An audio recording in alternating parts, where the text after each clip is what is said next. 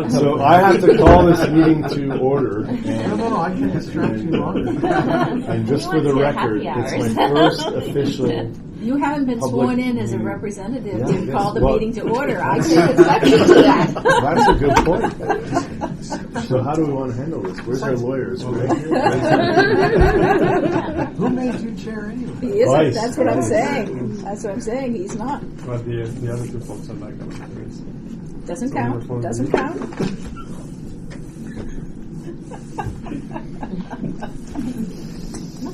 I'll take roll. Vice Chair Harney. Present. Director Gibbons. Here. Director Abby Koga. Here. Director Miller. Here. And I'll note that Chair Rennie and Director Sinks are absent today.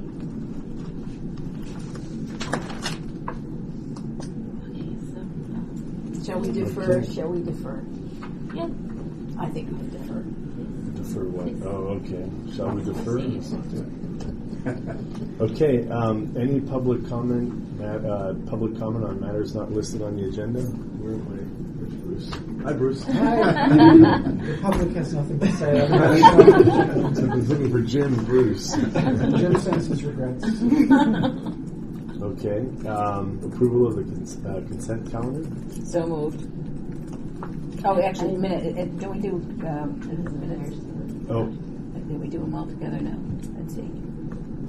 Yeah, we just include the You minutes in the did. Yeah. consent. Okay. Okay. So. Second, all in favor? Aye. I'm So going moved. to abstain. You're going to give my speech if you abstain. Yes, I would like Mr. Miller, Director Miller, to give his speech. Pursuant to state law, right? Yes, I know I You can. just have to realize that the minutes have some reason to believe that the minutes were properly prepared, either by talking with one of us or the executive director or those who prepared them. Not that I don't It would be a trust you. necessary item for governmental agencies to survive the transition between elections. If we all abstain because of that, then the agencies will all grind to a halt because we couldn't read the minutes. Not that I don't trust you, but. Thank you, Director Miller. As long as it passes, All right. we're okay. We'll move on to item number 2, Executive Committee. Excuse me. Find my agenda here. I think that's.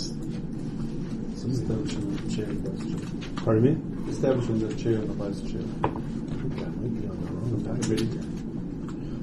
You might have opened the presentation packet That instead of the agenda may packet. disallow you. Just be patient. It's my first public meeting. Yes. Just making sure that I've got the right one. Okay. Executive Committee Chair and Vice Chair from CEO Tom Habashi. This is something that usually you do establish after the first meeting. After the last board meeting, you already elected the chair and the vice chair, and the way we carried it out last time is the same chair and vice chair of the board were also elected as the chair and vice chair of the executive committee. So it's up for your nomination.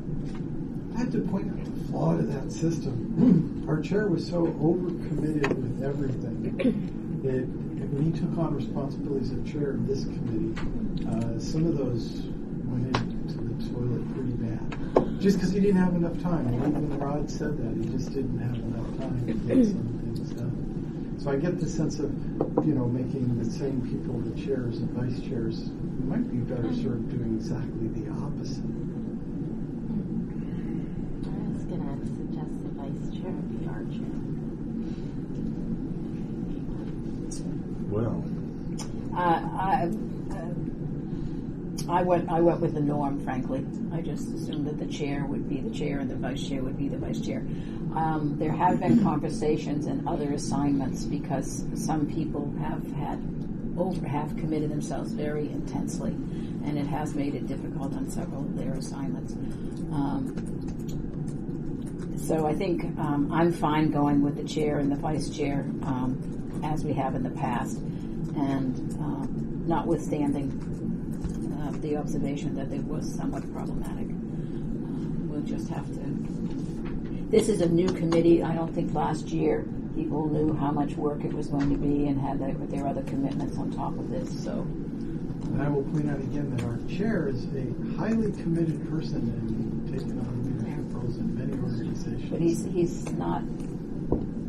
I would agree that, but he's not as heavily committed as as Rod was. He's so committed he couldn't even make it today. Not that I don't like Rob Ray, he's a great guy and everything. I just want to point out what I thought was the obvious flaw of what we did last time.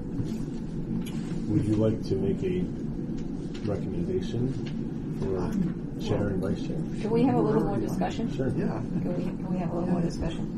What do you think? What are your thoughts?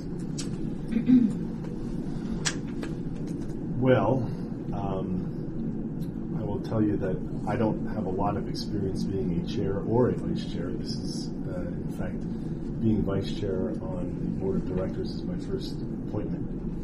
So I don't have a lot of experience, and I would gladly accept if somebody wanted to be vice chair on here to do that. I won't have time to go to regulatory hearings. I won't have time to go to a lot of the legislation discussions that are probably going to be required. And if somebody has more time, I would gladly accept their nomination. So you're fine being vice chair, but not chair. Yes. Okay. And I'm committed, and I hesitate to say that I could take on anything more. I think there's some subcommittees for this group that I would be interested in joining and probably do with my bandwidth, but not being chair. I couldn't go to the regulatory meetings either. And you've got a lot of commitment. Sinks is highly engaged in some of the regulatory discussions.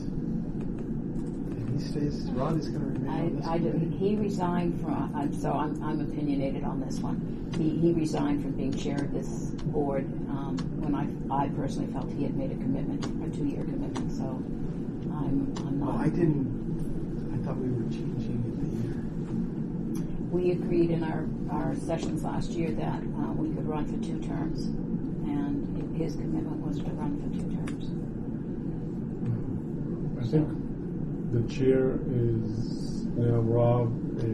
Yes, but if Howard, you were proposing that Rod could remain as chair. Of the executive committee. Yeah, and I don't support it. No. I have some of the same concerns you have. I'm trying not to overcommit myself. Yeah. So, I don't really understand. Yes, it'd be tough for you. Yeah. It would be tough for you. No, not at all.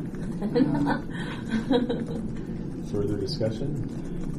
Do you want to postpone it until we have our next meeting, or go with the flow? I mean, I don't disagree with your observations at all.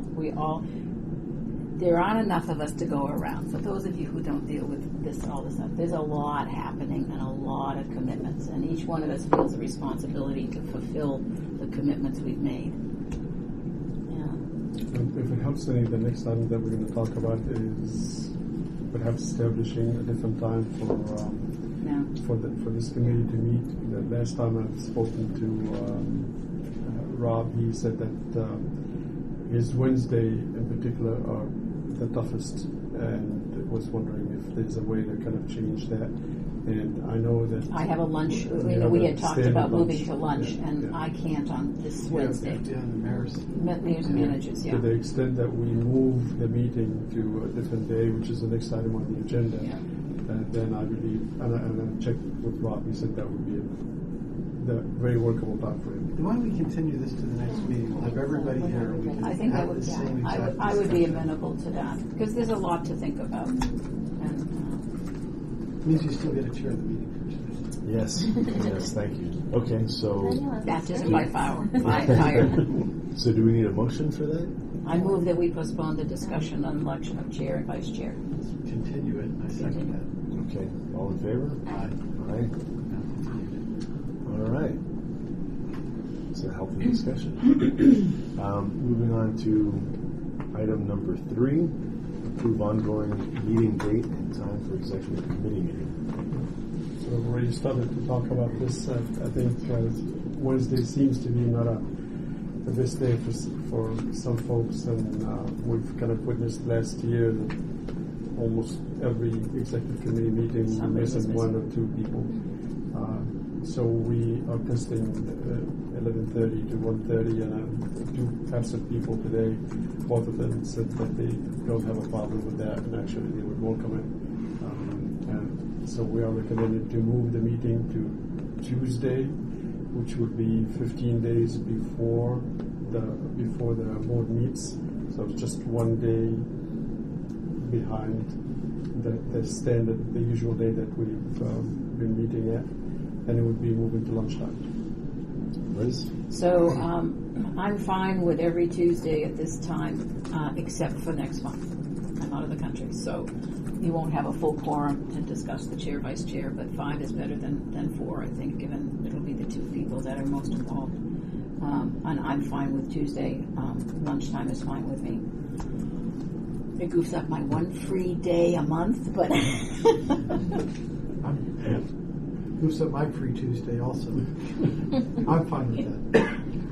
Tuesday's actually better than Wednesday. Likewise, I've cleared my calendar until January 28th, 2018, because this works perfectly.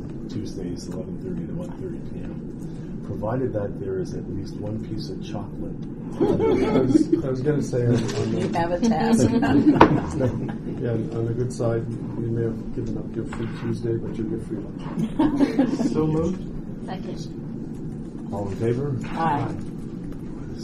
Easy meeting here today. Oh yeah, we got no big policy decisions. Okay, we move on to staff report, item number 4, and from our CEO, Mr. Tom Habashi. Don got a presentation in front of you. We found someone who actually knows something about accounting. So, so he's, go ahead, Don. Great, thank you, Tom. And good afternoon, everyone. So we're already halfway through the fiscal year. We've had some new information and good time to have this mid-year budget review conversation. So we go to the next slide. Great. So main assumptions as we built this mid-year budget would be we've got 4 months of actuals, October to January, and then folks we met in-house and reforecasted out our expenses over the next 8 months, including this month through into the fiscal year.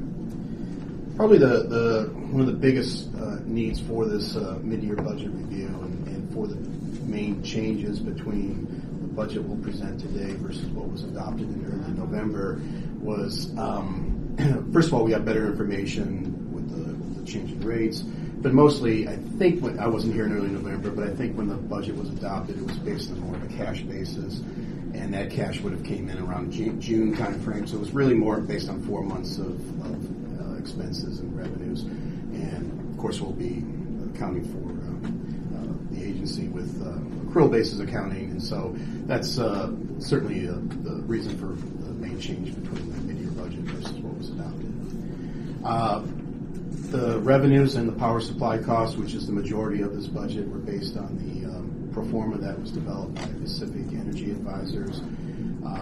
The last version we had was in early January when the new rates came out from PG&E. And then this budget review is also based on a current implementation schedule. I believe today Tom will be talking to you about combining possibly Phase 3 with Phase 2. However, these numbers you see today does not reflect that. Next slide, please. So we'll start off with just an overall view of revenues and expenses. We'll then spend a couple slides on revenues, a few slides on expenses by department, look at some financing and wrap it up. So for our revenues, 99.98% of it comes from energy sales to our customers. So that's what we're here for. That's what the business of doing is providing energy to our member cities and our folks. Our expenses of $65.6 million. Majority of that also is the power supply that provides that power for our energy sales. So we do have small percentages in there for personnel, debt service, energy programs, but the majority of it is power supply. If you look at the revenues of $94.2 million, expenses of $65.6, you'll see that we should end this fiscal year with a pretty healthy surplus of a little over $28 million. Next slide. So we'll first look at the next 3 slides. We'll focus on the revenues. Obviously, customer accounts and megawatt-hour sales are critical inputs. So on the customer accounts, we're looking at 83, just a shade over 83% of the customer accounts for this fiscal year would be from the residential side. Not a surprise, just a shade under 17% on the commercial, industrial, general service. Agricultural actually kicks in phase 3, and then 2/3 of lighting accounts, small number anyway, but that would kick in phase 3 as well.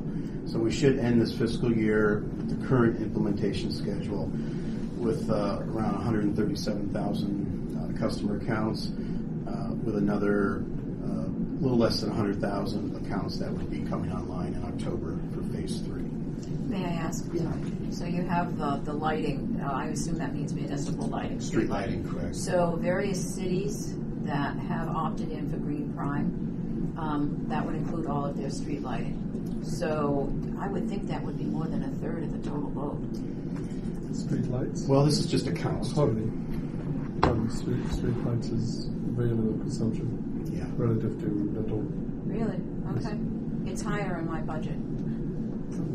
So, As a percentage of a municipal account, Oh, it's the municipal significant. account. Yeah, Of a municipal account, it might not be that a fantastic. third or a Yeah, quarter. probably right. Yeah. so that's what. So sorry if I wasn't clear. If that lighting number, my mind said that it's 1/3 of this here right now, Mhm. and a lot of cities have opted in for Green Prime, which means the city's lighting is going to be on. So I would have thought that the lighting would have been higher than 1/3. This slide is number of accounts, not how much power you're using. Yes. That's what I'm thinking. And also, 2/3 of the thank you. lighting is also going to be in phase 3 as well. Got it. So I actually, was looking for dollar volume, not accounts. Thank you. Or consumption. So why don't we just go to the next slide? Is we're looking at consumption. Lighting, again, the number's pretty small for you still compared to the whole picture, but we're looking at 1.1 million megawatt hours sales for this fiscal year. So what's interesting is in the previous pie chart, less than 70% of the customers are commercial industrial, but when you get into the actual megawatt hour sales, 81% of it is commercial industrial. However, this will change when we bring on most of the when we bring on phase 3, which would be mostly on the residential side. And also, this kind of points out to something Tom talked about in the when we were talking about reserves at the last board meeting, where one of the reasons we want to build up reserves is to handle blips in the economy. You can see that we are definitely impacted by changes on the commercial industrial side. Next slide. So this would be our revenues that impact SVCEA. So we discounted the portion of the bill that was related to the such as the PCIA or franchise fees. And you can see we started off around just a shade under $4 million of revenues will accrue in April, and then as the days heat up, also then with phase 2, new customers coming online. Again, we're in the middle of the summer, and monthly revenues go up accordingly. Also looked at if we combine phase 3 to phase 2, most of those would be residential customers, and we move those customers then to July. That's 3 months of not only extra customers, but also the heat of the summer. We would probably impact our revenue number by another $9 million. It's a significant number when we were considering whether we should combine. You talked about that way back when, and what was the seasonal timing of the rollout? And we also factored in around $220,000 of premium revenues related to opt-out. So sorry. So are you okay with the purchase of the power to start people up sooner? Because didn't you buy the power on this cycle? Yeah, everything that we bought is assumes that we're going to go 3 phases. It won't take much at all to buy those extra 3 months for what we had intended to phase out in October to bring it back to July. Okay, just a quick email with a bunch of numbers in it. You get responses from suppliers, and we have a lot of the contracts already in place. So it would be a quick turnaround. Right. So if you're bringing this to the board, it would be good to have that as part of the presentation, saying this is what we done or have commitments for.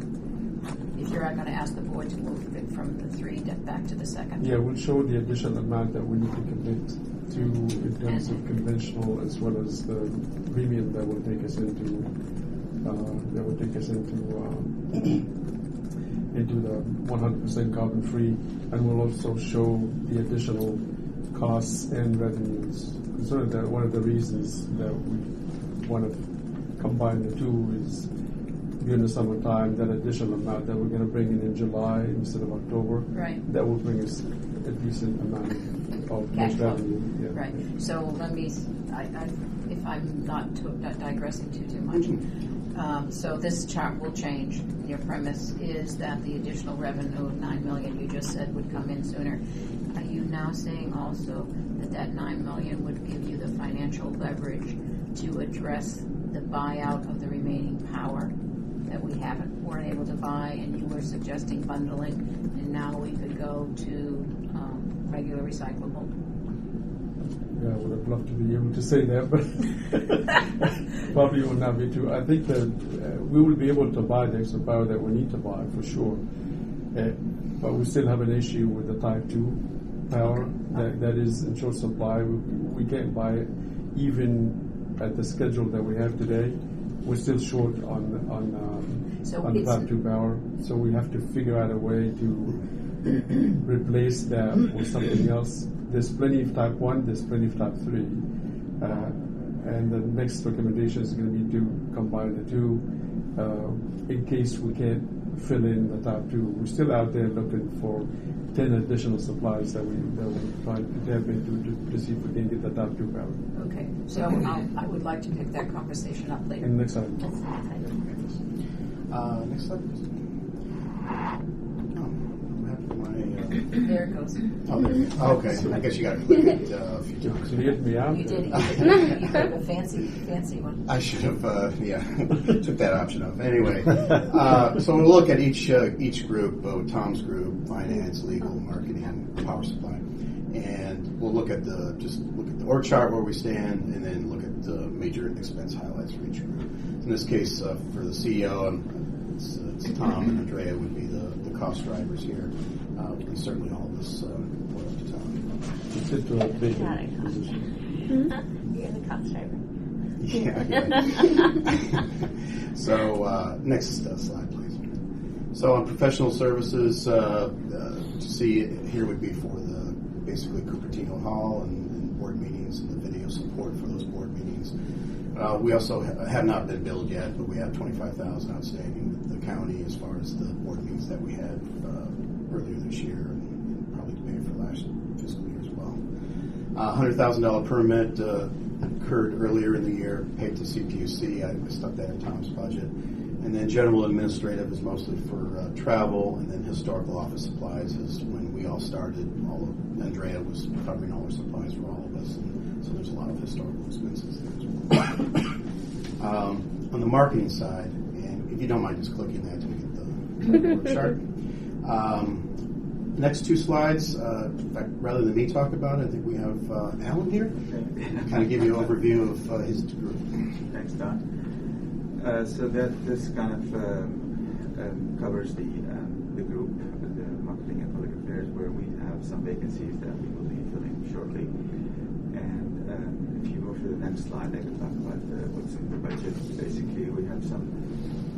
We're going to do some contract labor, maybe earlier than sooner than later if we combine the launch, because we have to kind of step up our marketing effort. I'm planning also to hire a few students and interns that would be very good to support us in the community and the community outreach, and so we can have a lot of boots on the ground. There's other professional services for marketing, collateral, and design, and mailers. There's some for promotions and marketing. We're planning to release about 12 electric vehicles. I'm just kidding. We need to talk. I was going to ask, how are you going to charge them? Charging facility. This is my way to actually see if anybody's listening or everybody's on their phones. Tune out. Did you get the reaction you wanted? Yes, thank you. I'm happy that you guys are listening. And then the rest is just miscellaneous memberships and travel and things like that. Energy programs, we're putting some placeholders for things that we are looking into to design and provide, but that will be gradually built up and based on how we prioritize what type of programs we can offer our customers and what's most fit to ours and our customers' benefit. So can we hold off for 1 second? Sure. Is this how the existing budget is going to be spent, or are you asking for additional money? I think this is as planned with some amendments, right, Don? Yeah, so for instance, in the energy programs, we really didn't have anything in the adopted budget for November on that, so that's new money. And what does the energy programs mean? This is where we will offer our customers, other than clean energy, we will offer them different things, whether it's electric vehicle rebates or participating in a community solar build out of some installation, or whether we want to do some pilot storage project.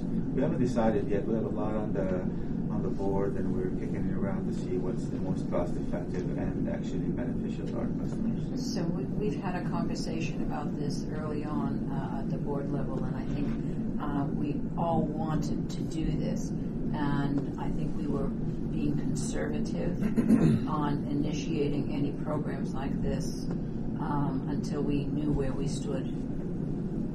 And you're now comfortable that we can start thinking about this this early on. I really didn't, from our previous conversations, didn't think we'd be doing any of this for at least after the rollout. So this is much more. Initially, the approach was, let us roll out the program, see how much it's going to cost us, right. and then start to have programs in place. One of the things that we also decided on is to set aside 1% of our revenue. Yes, we did. Yes, for just to address the programs. Right. So what you see in here is a small portion of what we anticipate our revenue will be. If you look at the revenue, we're looking at about $94 million. So 1% of that is 900,000 something. So this is probably some of that, not all of it. Another thing that this doesn't tell you, you probably haven't compared it to the initial one. Initially, we expected that the posting, the notifications, is going to cost us close to $900,000. We expected 75 cents per post for each customer, so it's roughly about 900,000, maybe close to $1 million. The contract came at considerably less than that, so that leaves us quite a bit of 400,000, leaves us quite a bit of money that we budgeted for that we're not going to spend. So unleashing the people that know best to start thinking about programs for the customers. That's great. That's wonderful. That's the thinking. Okay, and we'll go to the next slide. This would be the finance group.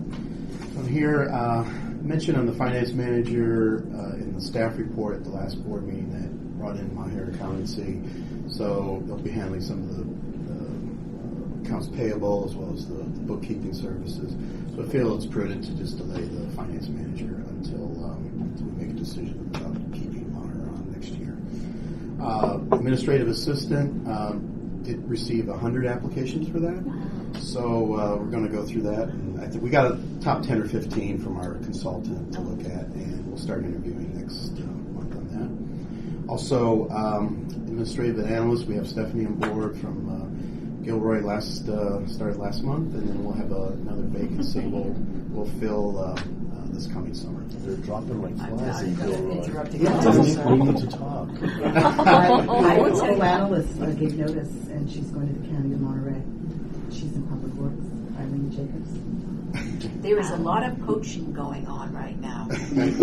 You'll know he stole one of our guys. So Don't say it until you know it. He's already moved. Sorry to go back to Alan. You had said you were hiring some students. A lot of cities, such as mine, have programs for summer internships and students. So there might be a mechanism to contact the cities for their various programs. Great, thank you. Sorry, Great. to mention that. So some of the highlights for the finance group. Next slide, please. There we go. Thank you. So professional services. So I mentioned the Maher accountancy should be about $80,000 this year, but we'll not fill the finance management. You don't have to pay for that. HR services. So we also use Bryce Consulting for the recruiting. I've got a monthly service for HR Go that handles most of the payroll services, as well as like employee relations group that's we outsource that's doing the background checks. We also have an IT services group, around $25,000 for this year. Included the historical cost for Patty's time and for Mountain View and her support, and then obviously we're done with the furniture setup, but that's a historical cost we built in there as well. Our building lease, the building we're in, is about $25,000 a month. When we signed the lease, we prepaid February, so we got December, January, end of November free, but that free ride ends this month. And computer hardware software, so we don't have any spare computers or phones, so every new person we bring on board now will be about $2,500 to $3,000 to get them set up. I threw that in this budget, as well as G&A to general administrative to cover off supplies for the rest of the organization. On the power supply side, next slide. So in this case, Tom has been the power supply department as everyone's vacant. As I'm going through the 100 applications for the administrative assistant, Tom also has a badge for the director of power resources. And I believe you'll start that interviewing this month. I think I got it down to 6 people. Just lining up the panel to interview this person. So once that person is brought on board, they can make the decision for the rest of their staff. So we talked about, next slide please. So we talked about earlier in the presentation, the biggest cost obviously is the power supply. So on the left would be consider our monthly power supply cost. So we ramp up slowly as we did with revenues, and then as the demand increases as well as number of accounts in July, the number goes up accordingly. Keep in mind, for budgeting on the power supply side, we factor in a 6% line loss, meaning that for every 100 megawatt hours we're supplying for someone, we really need to buy 106 to cover that line loss. And for budgeting purposes, we factored it in around a nickel per kilowatt hour, $50 per megawatt hour. On the right is composition of power supply costs. What I'm showing there is that 98% of that power supply is for supplying power. Ancillary services would include such as the contract with Pacific Gas and Electric at 40 cents a meter per month. Calpine, which is our data management, which is $1 per meter per month, as well as Pacific Energy Advisors, and then Z Global, which Tom's brought on to help with the risk management program, factored in that as ancillary services. But the majority of power supply is really for supplying power to our customers. So there may be another slide coming up. Does this include the cost that we pay to have someone leave PG&E? Is it the PCIA? Is that the right phrase? Oh, this is net of, so we're assuming that the PCIA money is going to BG&E, and this is a little. That's correct. This Okay, is our so share. we never. Okay, so have any of the charts you've shown so far shown? It would have shown up on the revenue side, but the chart I showed, it was really it was exclusive of that. Do you think it helps when we come back in March to include that? On the revenue side, it's exclusive of the PCIA And the franchise fee. Maybe what we have to do when we go to the board is to put a pie chart that will show that 1/3 of that pie is going to the PCIA. I think it would be helpful. We'll do that. Yeah, that sounds good. You're saying this is This neutral is to the net. PCIA? Correct. This is Yeah. net. Okay. As well as the revenues as well. We did include that. Next slide. So again, major. Sorry, oh, just, yeah, please. sorry to come back to that, Don. I'm sorry to interrupt you.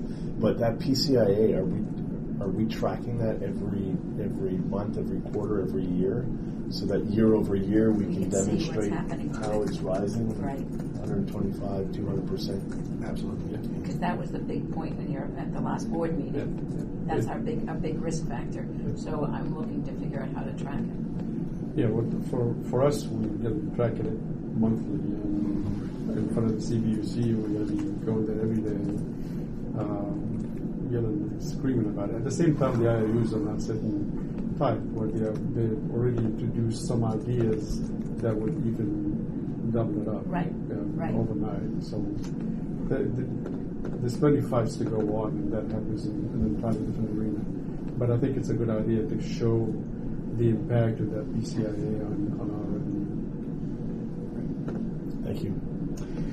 So we talked about some of the services, ancillary services that affects the power supply number, such as Calpine's monthly fee, as well as Pacific Gas and Electric, and I threw in Sunnyvale's program implementation costs, which that expires later this year.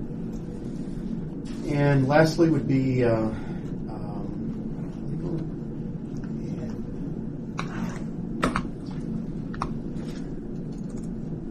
Thank you. So in this case, we only have two folks. So on General Counsel and Director of Government Affairs, Tom's going to leave that vacant for the rest of this fiscal year. We'll just continue with Greg Stavanovich board meetings. And then, of course, we have Hillary started with us recently, regulatory legislative analyst. And does that mean you're indirectly reporting to Greg? How does that what's that relationship with us reporting to me? Yeah. So I'm a one-person team at the moment, reporting to Tom. And also with a lot of sort of lateral collaboration with the regulatory teams and the other SVCEs. So there's a lot of institutional capacity built up there already. so most of the costs for this for the legal group would be professional services or general administrative. In this case, we'll continue on with Greg throughout the fiscal year. We also get regulatory support from Lean Energy, as well as the Brown and Blazing firm that will keep on through the rest of this fiscal year. Support for power supply, as well as an attorney that we had on board to allow us to be able to engage in the bank loan with River City Bank, and then of course general administrative would be with travel or memberships, as Hillary's going to be making a lot of trips to Sacramento or attend CPUC meetings as well. And then on the financing side, I didn't include in here the $2.7 million from the original loan from our members. We got currently about $500,000 cash in the bank. We have our two lines of credit. The revolving line of credit is $18 million. We started off with. We drew $1 million down for the lockbox arrangement to be able to sign those power supply agreements in December. We also then were required to draw another $1.9 million down for a debt service reserve account. I think we'll probably, with revenues accruing in April, we actually won't see the cash hit our bank account until either end of May or June. We'll be okay with the actual power supply, but for the Pacific Gas and Electric or Calpine or other ancillary services in the power supply side, they'll want to be paid in May. And so we'll probably, being that it's power supply related, we'll be able to draw about $500,000 to cover us for May on the revolving line of credit. On the non-revolving line of credit, $2 million, that was guaranteed by 4 of our members. Probably this week, I think on Friday, we'll go ahead and initiate a $500,000 draw for that deposit for the California ISO that Tom mentioned at the last board meeting to be able to allow us to participate in the congestion revenue rights market. Also, to be able to move forward with Pacific Gas and Electric for that monthly fee that we have on that contract, we do have to put down a deposit of around $750,000. That contract is still in the works, so it probably will happen in March sometime. Yeah, I think this $750,000 is really a deposit that PG&E requires because we are now buying from them capacity requirements that we need to line up for the rest of the year. And they require 20% of the contract amount to be deposited, just in case we are not able to pay for what we already committed ourselves to, and that comes to about $750,000.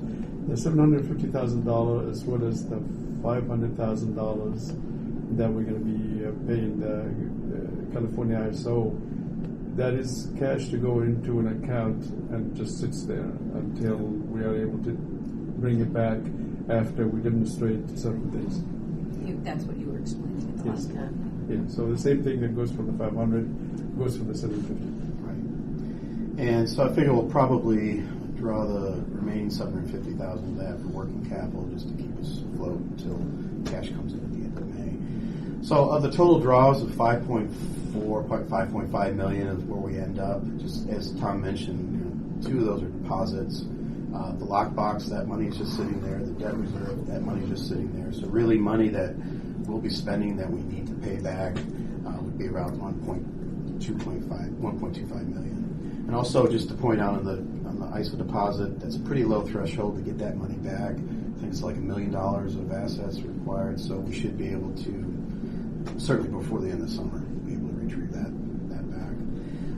Line of credit expires the end of 2017, end of this year.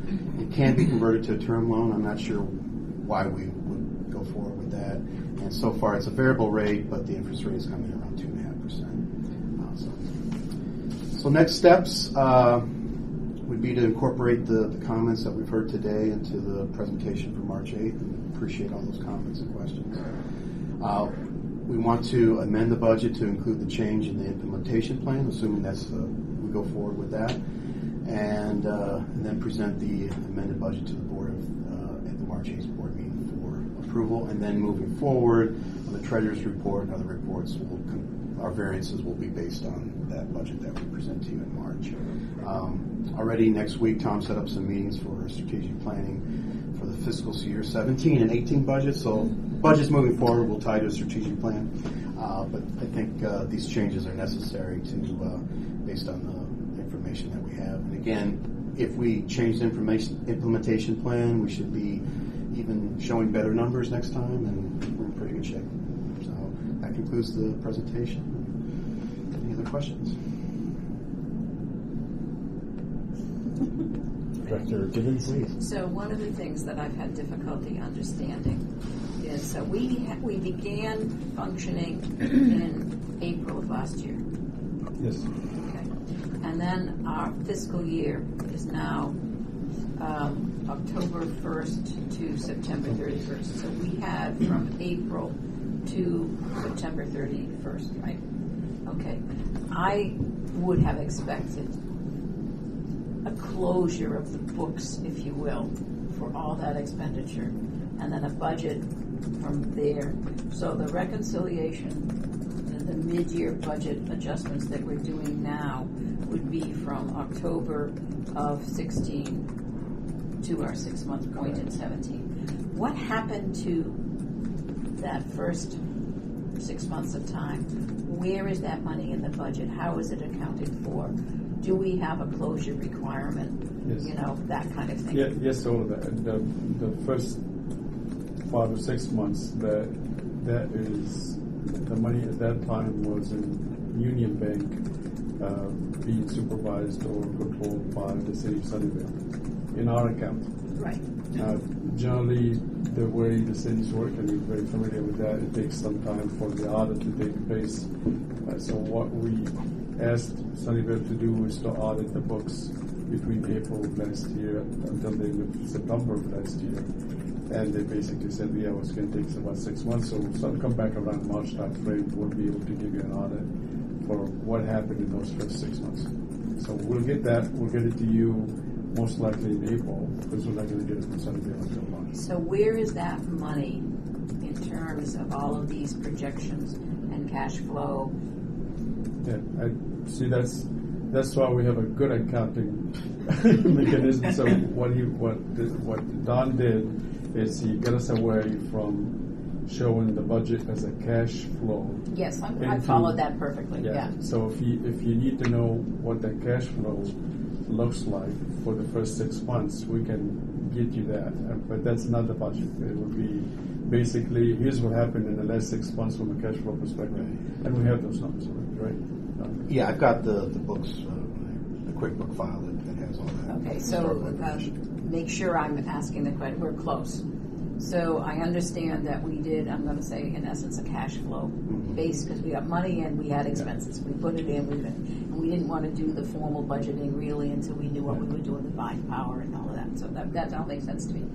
So is that first 5 or 6 months cash flow budget net zero, netted out? Do we have any money left or money owed?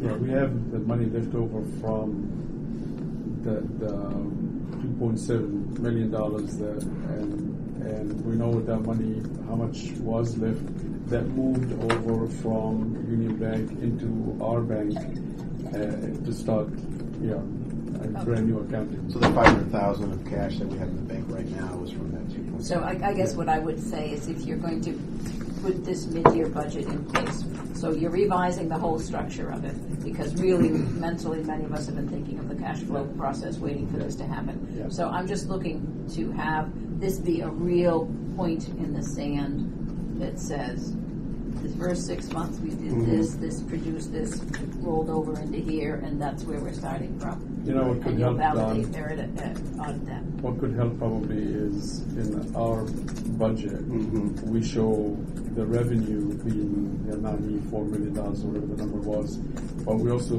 show the money that got transferred from Union Bank into our bank account effective October 1st. So how much money did we have on hand starting on October 1st? Not today, but on October 1st. And show those. Yeah, I follow what you're saying. I just like to close the book and start it fresh. Okay. Thank you. We'll add that in. Appreciate that. Any other questions or comments? Don, in the staff report, you mentioned that $1.2 million, majority of those expenses were related to data management billing. That was the Calpine and the Pacific Gas cost. Okay. Public comment? Yes, I do have a comment. Hi, I'm Bruce Cotty, for those who haven't met me. I'm the chair of Carbon Free Silicon Valley, Carbon Free Mountain View, and feel like a regular at this group. I'm going to refer to attachment 2, the energy programs on lines 19 and 20, the promo and the storage pilot. I think that how Community Choice Energy Authority spends its discretionary money on public benefit programs really defines the personality of the agency. And 3 years ago, when Margaret and I and others were at a meeting with Sean Marshall, explained the opportunity that CCA presented for the Silicon Valley area, a lot of the excitement in the room was about how communities could spend money to benefit their citizens. And so this agency has done a great job by starting out with the goal of greenhouse gas reduction and making itself prominent in taking that particular public benefit and putting it at the top of the priority stack, which is great because that's also carbon-free Silicon Valley's #1 priority. So as we've, over the last year, tried to figure out what's next for us, past encouraging the creation of this agency, supporting its ongoing development, we've come up with some very specific recommendations. I want to pass these around. There's enough for everybody on the board and not quite enough for everyone else. To go that way. As we've looked at each community in Silicon Valley and how they're doing on their climate action plan and their greenhouse gas reduction programs, what we've largely found is they're not measuring the greenhouse gases and they don't have very frequent goals.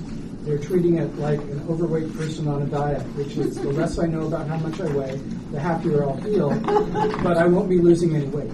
And that's not acceptable for a human dieter, and it's not acceptable for a public agency that really wants to achieve substantial cuts in greenhouse gases. So I've teed this up at previous executive committee and board meetings, and so this seems to be the right place to put the ball on the tee and ask you to hit it.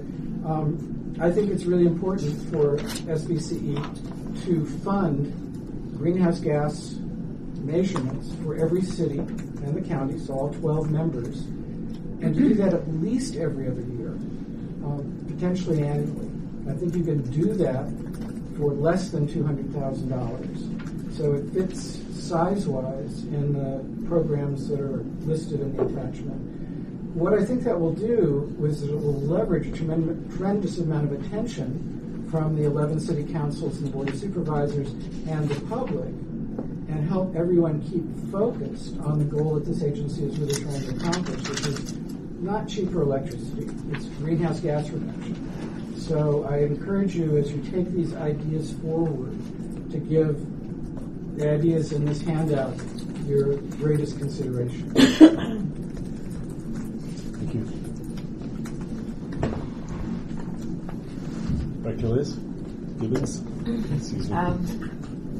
Just as a side note for the council members here, this is actually an important point in a sidebar kind of way.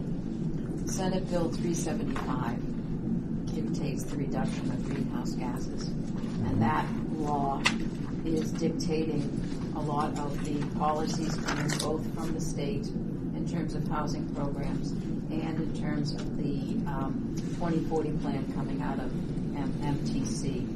So I would very much support the concept of having greenhouse gas measurement in all of our communities, because it serves us in many other ways in addition to, I think, the positive image and community benefit that's being presented now. But just offer that as another incentive for the board and its members to consider. It's my understanding that this is required by the cities that they measure greenhouse gas within their city every other year. Actually, I don't know that. I don't think it is. There's no requirement of any kind. No requirement. The requirement is essentially imposed on the community by the community for benefits related to planning, permitting, right, CEQA, all that sort of thing. So my community does not have a climate action plan. We are in the middle of developing it. So there are cities like yours. Yes. Cities that feed yours. I think one of the things that we'd like to do is to look at all programs out there that CCAs usually look into, that load-serving entity, electric utilities, load-serving entity look into.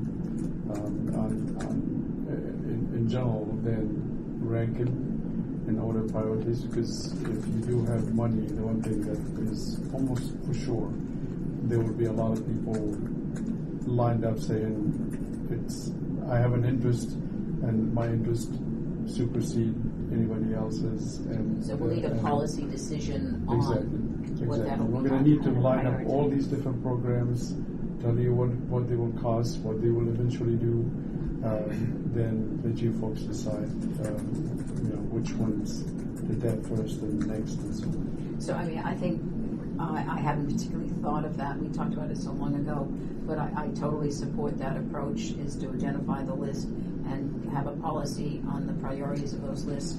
I would encourage that this one be put on that list. I don't think it'll cost that much, and I do think it would be of substantive benefit for multiple reasons for every community. I'll just have you know that several months back, Don and I met with a consultant that does this type of work for a living, and we told him just to give us a rough estimate. Here's the cities that we're going to be serving. Tell us what it will take to measure just greenhouse gas emission within those cities. And my idea at that time was maybe it would be cheaper if we do it on behalf of all the cities, and instead of having each city does it for itself, then we can go to the cities and say, right, yeah, give us half what you would have spent on your own. Right. That would do it for all of you collectively. And if I remember correctly, the number came back at roughly somewhere between $250,000 to $300,000. If you do it collectively. If you do it for everybody, I think. And there were some additions. Right, and there were lots of options. Yeah, I mean, right. But that's a great discussion. Yeah, exactly. So we'd like to tell you what the programs are, what they cost, where do they rank, and for the kind of business that we are into, Then let you decide.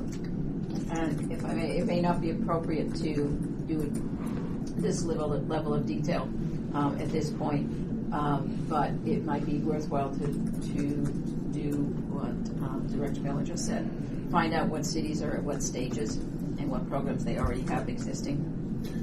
This is one of the things that we're seeing is that every city's in a different spot on this right now, which is exactly what you're saying.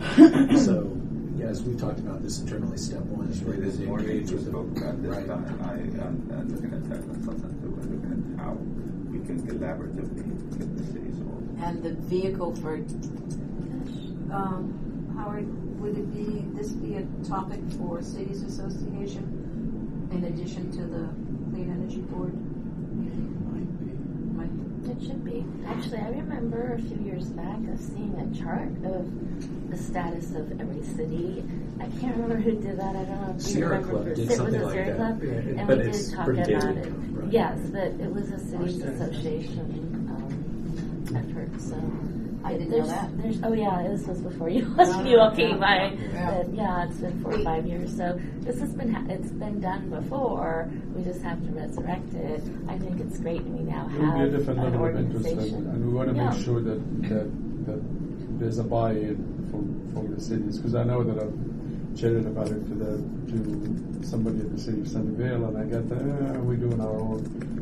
We really, this is not exactly on our priority list for stuff to do collectively. So we will kind of measure where the group is at, see who's interested, then do it on behalf of those who are and would rather have us do it. It's an interesting.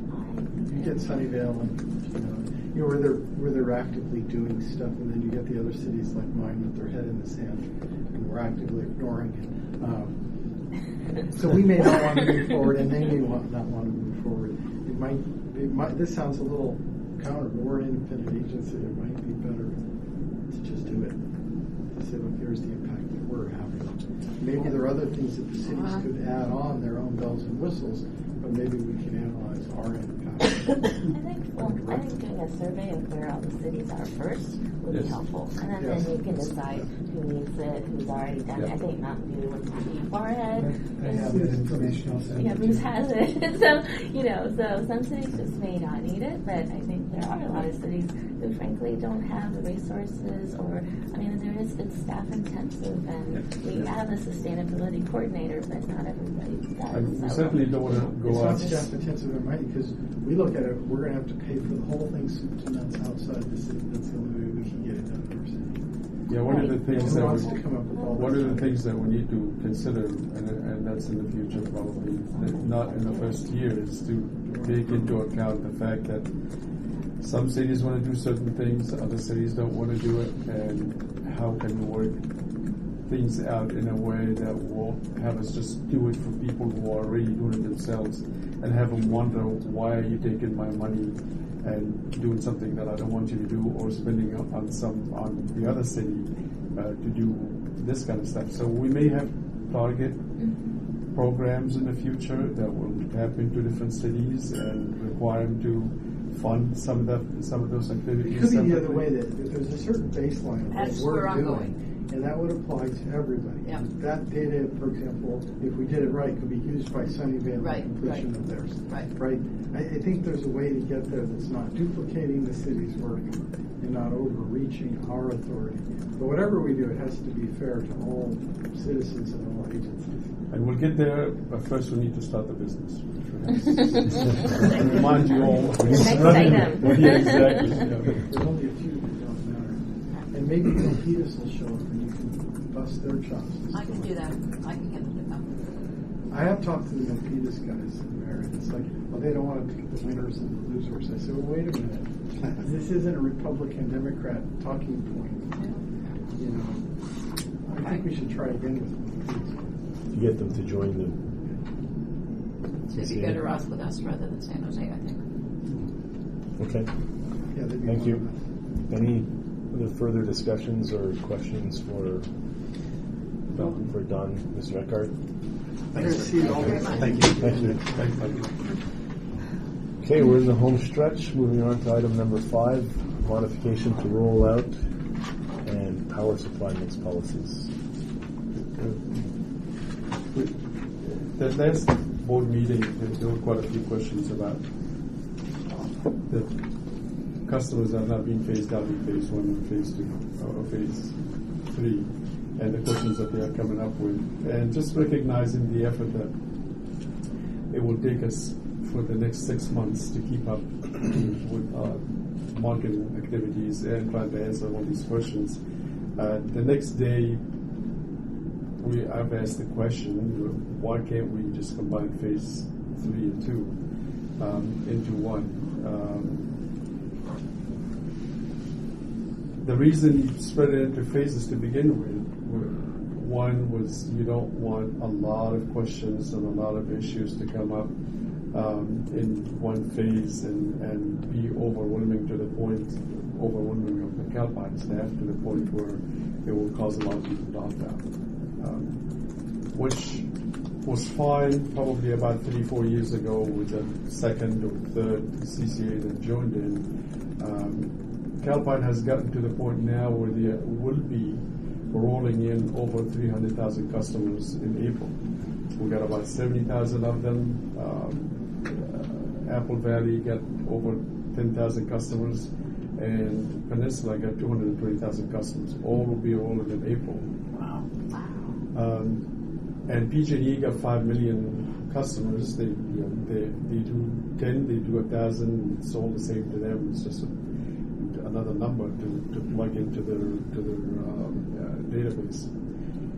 So that was the primary reason why you shied away. There was a second reason that has to do with the financials. Basically, if you don't want to have a large line of credit to deal with a large phase in, then you just do it in segments, and by the time you get to the second phase, you already accumulated enough cash, so you don't have to worry about having to borrow more.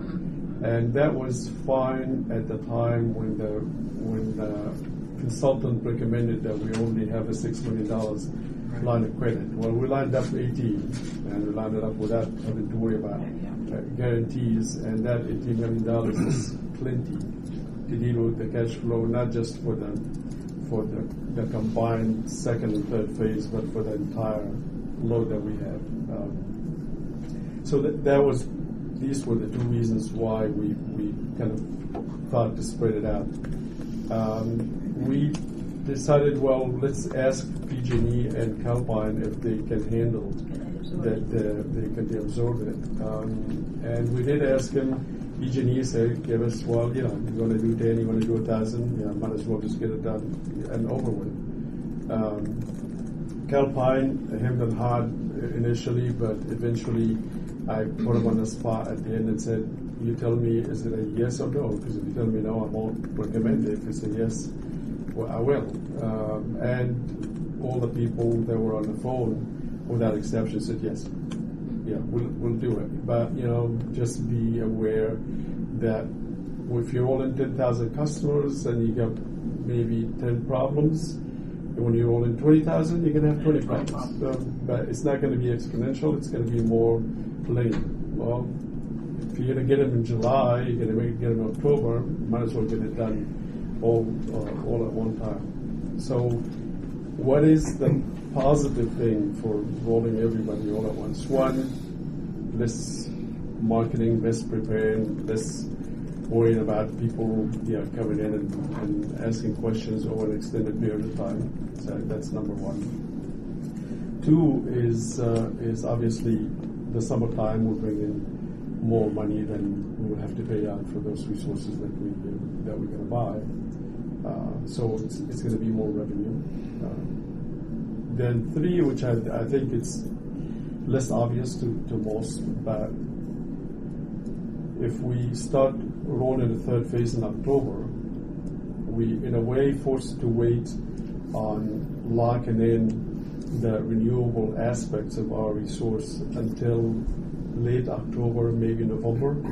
By November, we have a clear idea about how many people opted out, and at that point, we will know exactly how much additional renewables we need to buy in order to live up to the expectation of being 100% carbon free. Now,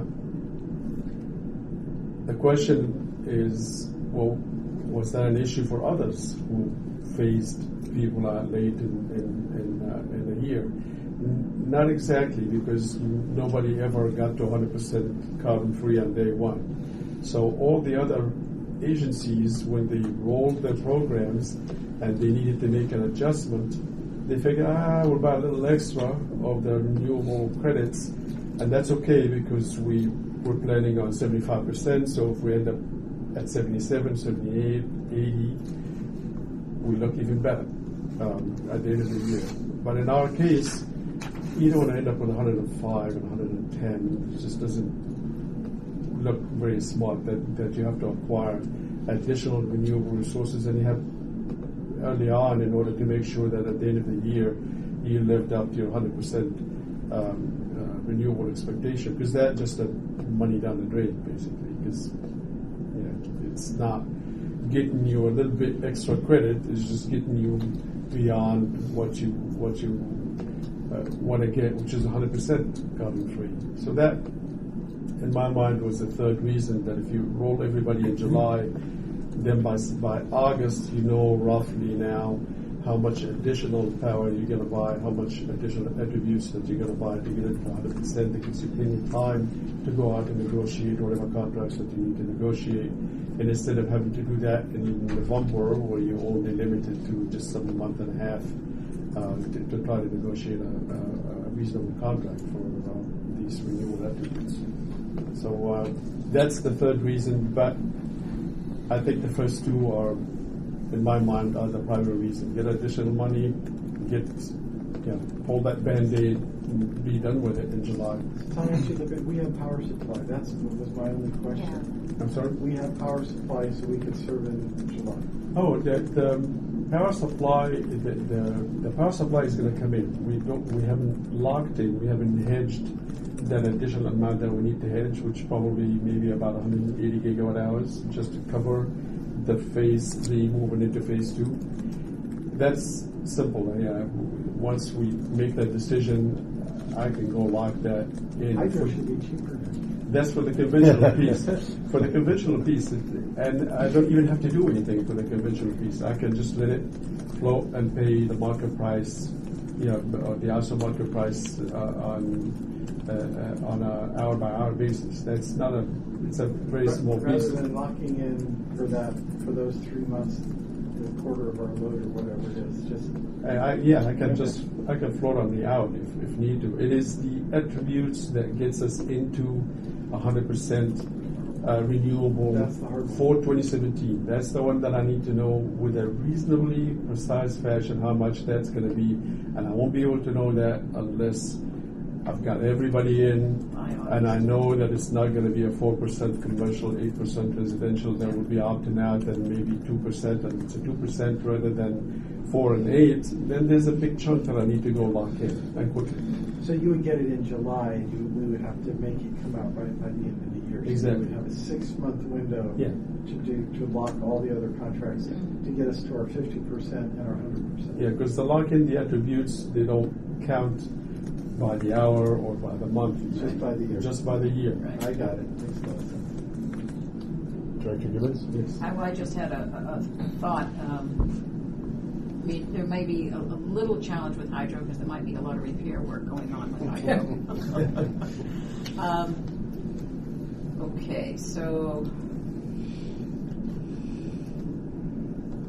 I think I'm with you on what you're proposing and why, and I think the first two reasons are perfectly good, but I actually like the third reason as well. I think that in and of itself really is one of the strongest reasons. Particularly because we're having trouble buying the renewable already, and the sooner we can commit to it, the better off we are. Yeah, exactly. Yeah, we are scrambling at this point, and that's going to be the next item that we'll talk about in a minute. So that's mine. So how big of a deal is this? You mean dollar-wise? No, I don't mean dollar-wise, just worth-wise. I mean, you guys are... Yeah, that was my question. Other sorts of changes. Don just presented the operational and the organizational chart, and holding off hiring people. Are we going to have the operational capacity with staff to do that? That's question number one. And number two, can the outsourced call center that's handling customer service handle the volume? Yeah, the call center, that was the first question obviously we asked of Calpine. Are you going to be able to handle this additional load if we bring it in July? And eventually the answer is yes. We're really going to be dealing with 300,000 in April, why not 180,000 in July? The second question is, well, how about the staffing here internally? And that was the first suggestion that Don made was, do I need to speed up the hiring process now? And the answer was, as soon as I hear from the board that this is something that they wanted to support, then we'll go right ahead and start advertising for the positions that we need to bring in, especially on the marketing side. So I think you answered the question, but does that would this help with the power supply mix issue as well then, because you have that longer contract? I mean, obviously we have to increase the. I'm not worried about the conventional again, because the conventional I guess it's the type 2 that we're short on. Exactly. Type 2 is the issue. We're just going to be a little even more short on type 2. So whether we could we buy the type 1 but at a lower rate, perhaps? Yeah, the type 1 and the type 3, it shouldn't be an issue. We should be able to cover that. There's plenty in the market that's available to cover type 1 and type 3. It sounds like type 1 is the preferable one, but it's more expensive. But having a longer contract, would that help at all, or we don't know? I'll get to that one. I'll get to that one in the next, if you don't mind, in the next slide, because we need to cover that as well. I was just going to make a quip that we now have 8 or 9 people doing the work that Tom was doing all by himself, so it's not we have the capacity. I wish to take the credit for it, but there was plenty of help from other people. My concern with this is Calpine is committing. Yeah, we can handle it. It's 10,000 customers or an additional 50,000 customers, but how confident are we that they could meet those SLAs? Because we spent a lot of time looking at their SLAs and talking to them, and our customer service, we know at the start is critical. So if they can't handle that, they say they can handle the volume, but if those SLAs start slipping, are we at risk of having more than a 4% opt-out rate? I mean, we actually stressed your point exactly to Calpine, and the thinking is they're ramping up to accept about 300,000 in April. By July, those 300, that peak would have dropped down because whatever people opting in or out, all the stuff is already handled. So they'll maintain it. And so in July, that's be the next wave that is similar to the April one, and it will be us, and it will be actually us. And then also they are scalable, so they've proven that they've had overflow contact centers, and they're available to actually scale up and ramp up their operation to meet their SLAs. So, and we put that on straight through that if they can't meet their commitments, and they say they can. In other words, April is the hard one. Keep in mind that one of the motivation for Calpine, it's not just because we wanted to. By moving 45% of our residential customers, that bulk the rollout is going to happen in October because we've got 45% of residential with the streetlights and whatnot. By bringing those into July, that gives them for each customer $1.15. For 3 months. So that's $3.45 for each customer that we bring in earlier. And that's obviously more. So they have an incentive to actually be able to do it right. And we accelerate all the ag customers. And the rest of those streetlights. Yes. Thank you. I'm sorry. Do I? Obviously, this is not a request for approval, but at least I'm encouraged to you that. In the very first meeting, we sat down as a group. Most of us weren't there yet, but writing to me was a 3-year phase-in plan. We all sat there going, "This is crazy. Can we figure out how to make this a year?" And we all and we even said at that point we love it for tomorrow, but we Right. get that there's time. So I don't think that the board's going to object to this. This is the direction that we wanted to move. So And we're again, doing we're going to deliver 100% greenhouse gas free electricity to our entire customer base. This is a big deal. We might as well hit it early, hit it hard. And I also like, now that we have some solid financial backing, because there's been lots of questions about needing to see the financial scenarios, which certainly I have. And with this now, you can see what this decision would do. And that gives us a lot more confidence than I think is a very reasonable position to take to the board. And I agree that the board's goal has always been sooner rather than later. Peninsula wasn't doing 3 phases, were they? They were doing 3 phases, then they pushed phase 3 to phase 2. Right. So instead of doing it over a year, they did it over 6 months. So we could be even faster than that. So I would be supportive of going forward. The second item that I wanted to bring in is the power supply mix. And the initial RFP that we sent out, we got responses for type 2 that were reasonably priced, where probably the premium over conventional was roughly in the $5 to $6.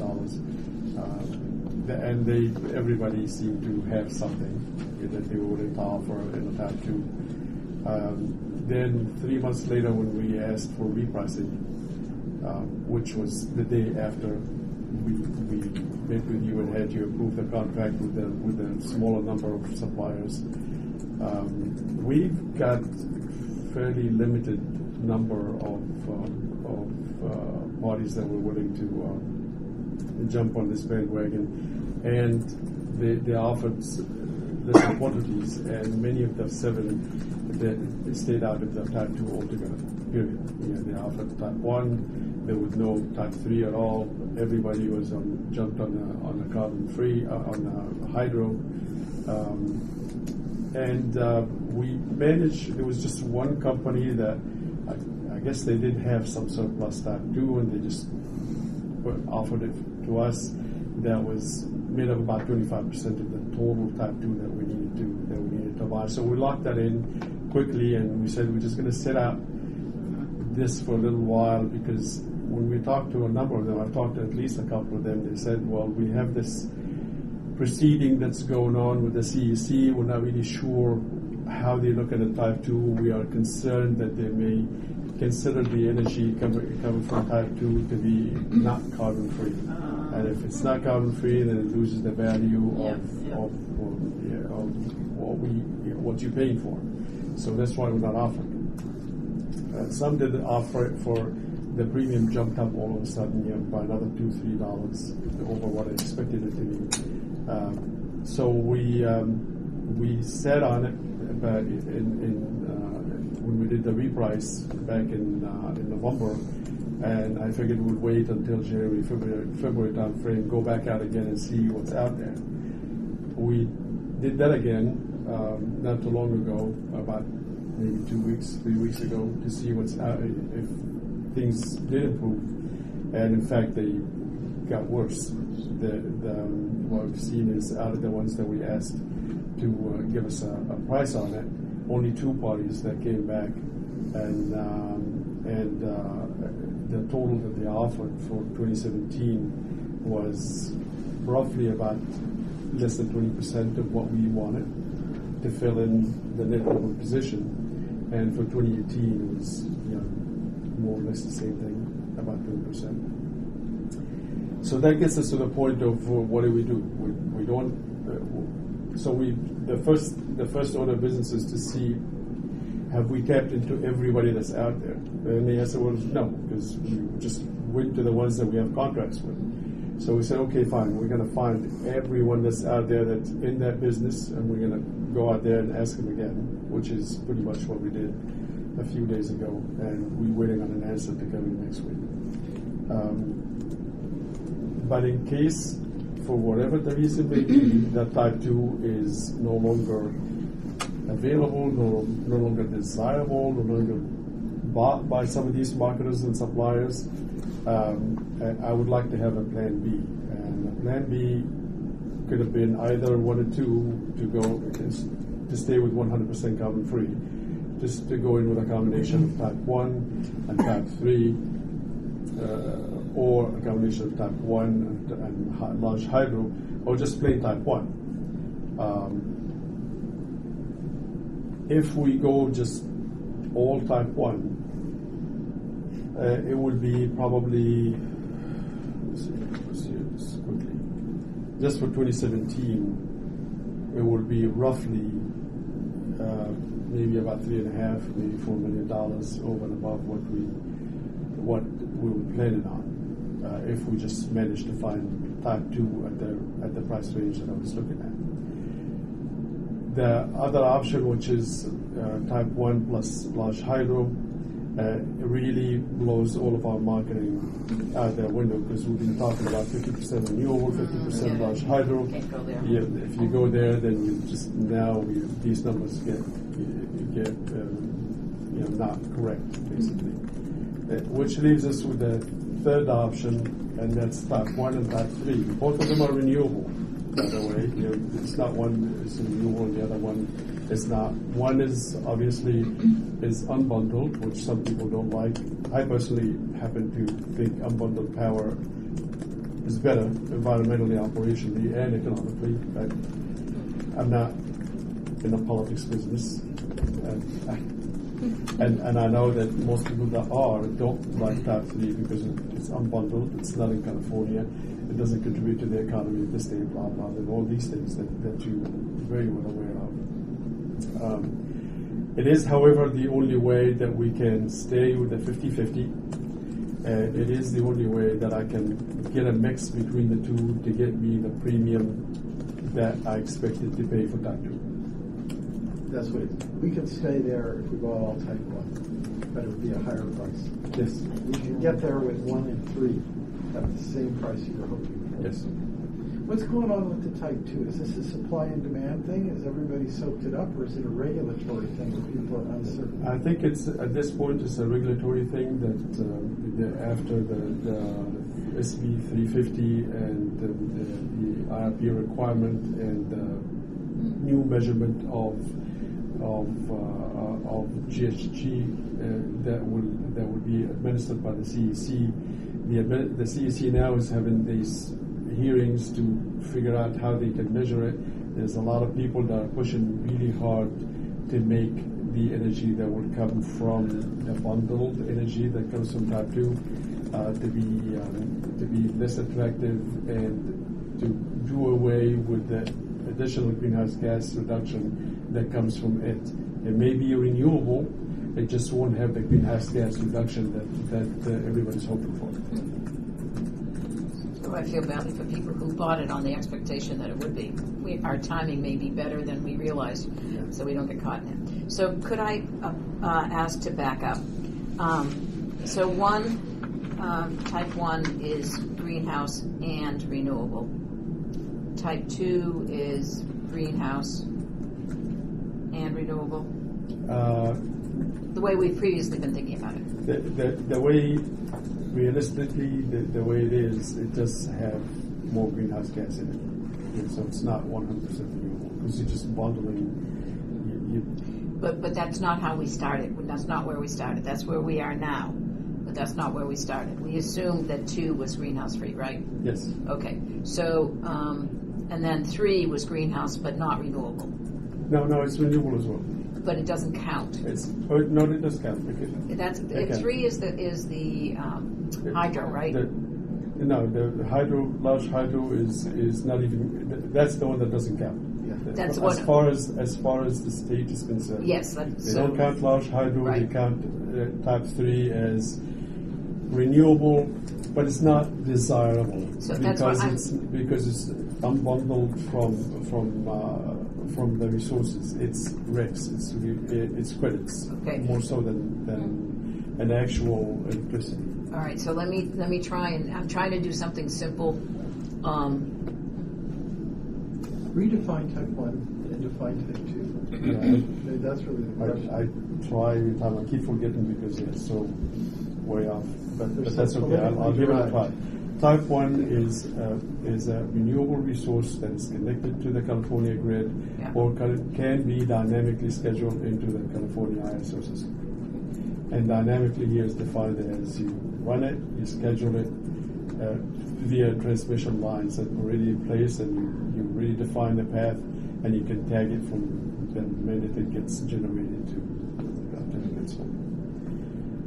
Type 3 is just basically a credit that you buy from somebody who's running a renewable resource, and for every megawatt hour of generation that they generate, wherever they do it on the Western grid, they create 1 megawatt hour of credit. And then they hand you that credit, and you couple that credit with the system energy that you get from the ISO, which is pretty much what you get anyway. And then you use that coupled with the energy to make a renewable resource.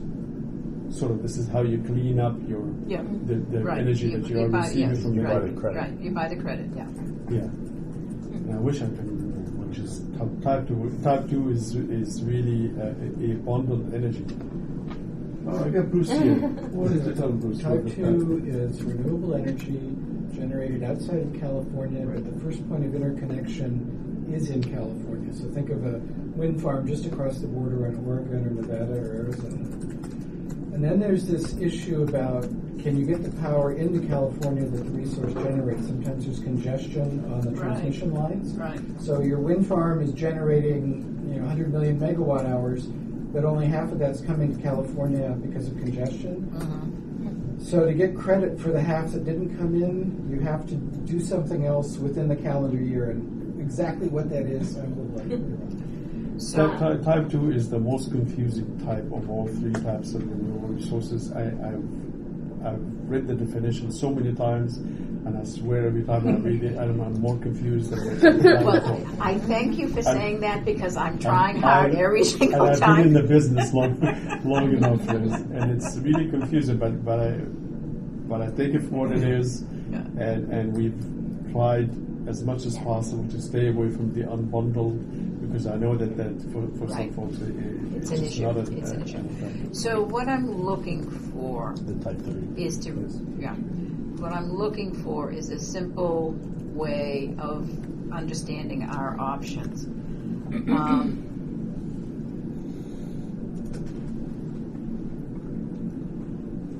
Maybe I'll try it this way. I was going to try and do 1, 2, 3, but that may be too confusing. I feel that we have, as an organization, have made a commitment to deliver 100% greenhouse gas free and 50% renewable. And if the type 2 hole needs to be filled, my understanding is that we need to go up, not laterally, which is the unbundled, right? Or is it type the bundled? 1. If type 1 is up, and so And that's where we spent 3 points. so well, that's what I was just going to say. So Yeah. you just said 3 point something 3.5. premium, 3.5. That's just 217. Right. And what I was going to ask is, can we just pay more for type 2?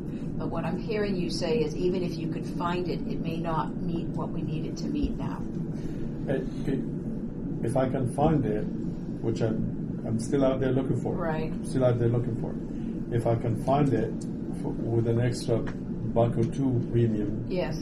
that the $1 or $2 constitutes, in this case, somewhere around, if it's $1 for 2017, it would be about 350,000. Okay. At $2, 700,000, and so on. Okay. So even if I can find it with that additional premium, fine. I can. So we can live up to the expectation that we told you we're going to do. Right. If it comes in at close to being type 1 You cost, just buy type 1. then it might as well just go straight to type 1, and that's where the $3.5 million comes from. Okay. So if I, on the board, and you come to this, I'm inclined to say that the board wants to live up to the commitment no matter what, and that would mean having you come and say, I'm going to continue to keep buying type 2. It's reasonable that it could cost us $1 million. If we have to go to type 1, it could be 3.5. I would like the board's approval to give me discretion to continue trying to buy type 2 and at some point buy it or buy the type 1. And that's a reasonable thing to do in terms of our cash flow when we put in the extra $9 million from bringing the third into the second. That's what I was heading What's your for. objection to the unbundled recs? Since I was the guy who was vocal about that up front, and I've already told you did it if we had to do it. What's the problem with doing recs? I'm not sure I know enough other than to say that was the sentiment on the board. I was the guy who led that. That was why I said right up front in the last meeting, hey, You did. I don't want to be in the way of that. Because first, it's not that much, and second, it preserves the cost structure, and third, it is still renewable power. It's just it's produced and consumed differently. But if it's produced outside the state of California, A lot of our power is produced out of the state of California. but I do, well, Just to throw some numbers out there, the type 2 that we were after is 25% of the total load. right, We have managed to get lock in 25% of a that. portion of that. Right. And now, if we take the rest of it, which roughly now makes about 15% of our total load, and split it 1/3, 2/3, 1/3 being type 1, 2/3 type 3, the combination of which will give us the same kind of expected premium that we were going to pay for type 2, then really what we're talking about here is increasing type 1 from 25% to 30%, increasing type 3 from 0 to 10%, and settle for whatever type 2 that we have. So it's still going to be a combination of all three, with type 3 in this case jumping in from 0 to 10%. When you look at like greenhouse gas impact upon the world, whether we produce it here, consume it here, or we produce it someplace, right, and we use a rec here, right, it's still net carbon positive because it shuts down PG&E's gas and all that. Yeah. So that's why I finally decided, well, I don't like the idea because I prefer jobs in California, blah, blah, blah, fill in those blanks. If my choice was type 3 or fail on the commitment, I would definitely. Oh, if that's the choice, that's the choice. But we have type 1 as a choice. But $3.5 million more, which serves what purpose? Why, considering the level of impact, why would we spend that much extra money to procure all type 1? That's the point that I tried a while back to make is, given the choice between spending $3.5 million than what you would if you go top 3 on something that will eventually be operationally, environmentally, and economically not as superior. I mind you, because we are causing problems here in California because we keep putting more solar on the top of solar because it's type 1. Yeah, totally. And it's causing the issue that I've shared with you guys in the workshop way back when. And from an environmental standpoint,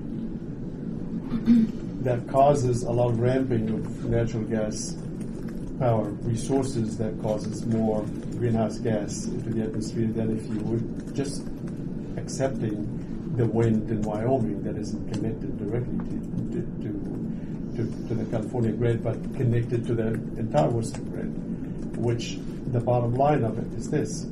You generate 1 megawatt hour from renewable resources regardless of where that's at on the Western grid. It reduces natural gas generation by 1 megawatt hour. And that's the win. That is what you're looking for. What you always try to do is to reduce natural gas generation by as much as you possibly can. And so if the greenhouse gas reduction is what you're after. So I'm sorry, you confused me because type 1 doesn't use natural gas. it's not. It doesn't. But what it does, it causes you here in California. If you add another 1 megawatt of solar to the California grid, Yes. it causes you to have to ramp up and down natural gas resources to deal with the drop of the amount of load that's required to be met by natural gas. It has to do with the marginal state of the solar capacity of the state already, where we end up with a steep ramp up in the evening that requires extra gas capacity. Yeah. To ramp up When everybody turns on their air conditioner at 5 o'clock, that power is coming from natural gas power plants because that's the only thing they can turn on fast enough to supply the grid. Okay. And solar doesn't help, even though we could buy all this solar, this type 1 I know solar. it doesn't work at So night. it doesn't work. Okay, so sorry, I don't think that's been explained, but for a different purpose. So if you're going to talk to the whole board, I think that explanation is more beneficial than some of the other conversations we've had. Something as simple as saying that, we're ramping up for the solar, but it's not. I was thinking of it when you were talking about as the solar business, not the operational time frame of the solar. Because what you've spoken about before, which I've been teasing people about in all my little presentations, is that we've been trained not to use power in the afternoons and to use it at night, and we're going to be switching that because there's excess power in the afternoon from solar, and it'll be cheaper and cheaper and cheaper, but you still have to produce something else at night.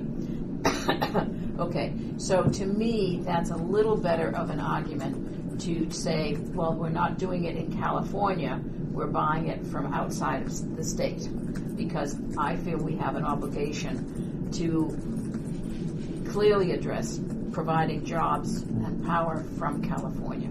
That's an expectation of our residents and businesses. Excuse me. I think that's the conflict that we're having right now. Right? Is how true do we stay to our mission statement and to our value proposition? Exactly. And if we're going to go to type 2, Type 1.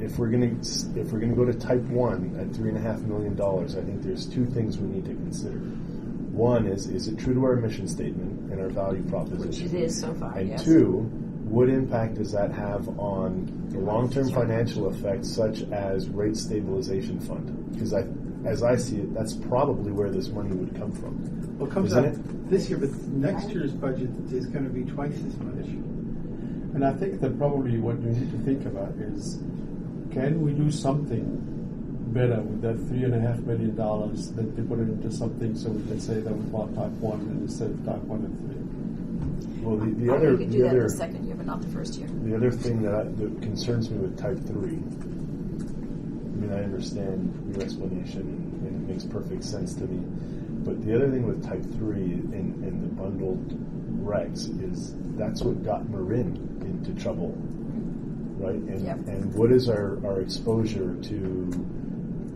having, I guess, bad brand reputation? So it's being associated with type 3. But wait a minute. Look at where Marin was using their RECs and what that was for. Right? We're in a different space by being 100% greenhouse gas free. We're not talking about giving our customers dirty power and slapping a rec on it. Right? We're talking about giving our customers clean power and slapping a renewable rec on it. I think it's a different situation where Marin was using RECs just to cover their carbon, and we're not doing that. Well, those three things I think are going to be the arguments and the questions that come from the rest of the board. And I would agree. Sorry to interrupt. Everybody in my city is confused. If we're 100% greenhouse gas free, why would I pay more for renewable? And Apple's big announcement, their campus is opening in April. It's 100% renewable, but half of their power is coming from natural gas. So go riddle that one. Right? It's renewable though, because it's a fuel cell. So I like your clarification going back to the principles. I think I have in my expectation a starting principle commitment is that we are the greenhouse gas free, and we are renewable 50%. Yep. I thought we had a commitment to maximize California as the source. Neither Type 1 nor Type 2 are required to be from California. Matter of fact, most of the Type 1 that we bought into already is not from California. You just need to be dynamically scheduled into the California grid, which is exactly what almost all the resources that we bought. Okay. So I've been learning that. It's a little different than I expected, but I'll accept that it's dynamically entered into the grid to meet my criteria. What can I say? Okay. California. So we have those principles. California. I think we need to assess. I think that's valid. I agree that the other principle is how does it affect the cash flow and where does it come from? And I'm saying it doesn't necessarily come from the reserve, which I think is what you said. It's going to come from the extra $9 million, my premise. The extra $9 million, which is a bonus if we roll 3 into 2. We're actually still getting a net 6.5 or 5.5 to get to the 9 for 3.5, right? For the first for the first. You're So saying we here can for the first afford it, year. so we'll do it. Mm-hmm. So I'm saying that we give them the range up to that. And the reason, and I understand totally that we're talking about 1 year versus 2 years going forward. We may have to reconsider in 2018. The world is going to be very different in 2018. I may have not made the point clear. I'm not suggesting that we do this for the 5 years. I'm suggesting that this only for 2017. Yes. Only for 2017. It will give me a little time between now and the that's how I took 2017 to straighten out 2018 and find out what's going on with this Type 2 thing. Right. There's something going on with this, and I'm either led to believe it's a supply and demand issue or it's a regulatory issue, and I fear that neither will solve in our favor. I think it's a regulatory, but that's not. I mean, we can try to talk about it, but we need to align something for the rest of 2017. That's where my interest is. Right, and I appreciate that. Even if we did the RECs, it's 10% of our power gets. No, but all of our power is carbon free. 10% of our power is regulatory non-renewable that will be masked with a renewable REC. So we're spending money because the politics in the state of California wrote the law the way they did. But I should add that the regulators basically said Type 3 is renewable resource. Oh, the only thing is, but you can only get no more than 10% of what you are required to do, which is 27% for this year. So this year we are required to have 27% renewable. No more than 2.7 of that is supposed to come from Type 3. But keep in mind that anything beyond the 27%, which we already met with Type 1, remember Type 1 is going to be up to 30%. So we already took care of the state requirement and all what they want with Type 1, 100% Type 1 plus a little bit more. Anything that you do beyond that is what you define is the right thing to do. Yeah. Not what the state defines for you. It's judgment. So what's the worst case on Type 3? It would be 10%. Yes. That'd be the worst case. That assumes you found no more Type 2. And the Type 1 was as expensive as you imagined. Yeah. If we found more Type 2, that would lower the number. Or if you found Type 1 cheaper, we could lower the number. So I think we probably want to bring this discussion to closure. My point is simply that I think as the start of the year, the start of the business, that we need to be over the top with what we think is the right thing to do. And I think spending $3.5 million in the scheme of things, if we accelerate,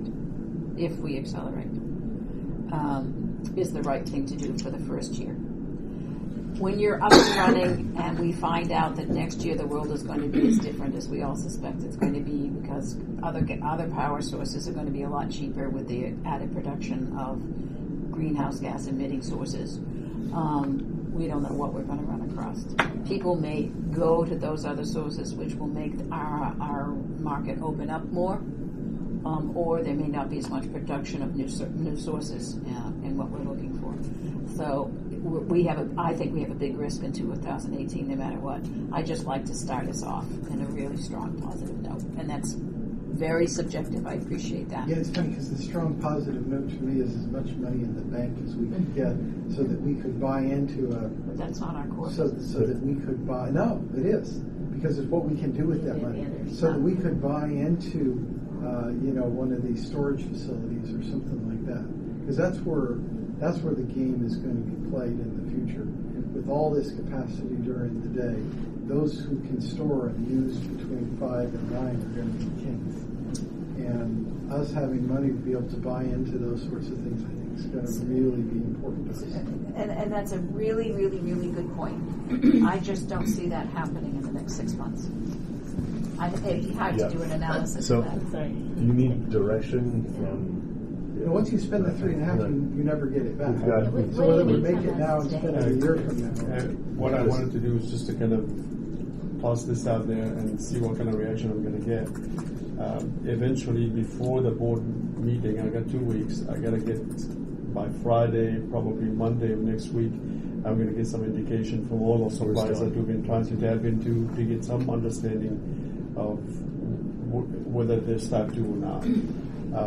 If I find it, I'm there. If I don't, then I will put together some recommendation for the board before we do any action to lock in either a combination of 1 and 3 or just that one. But definitely, what I will do is I'll say, here are the options. This is how much each one of those options will cost. Let the board figure out, which one. Should we be expecting you will procure some type 2 between now and then? If it's available, you will?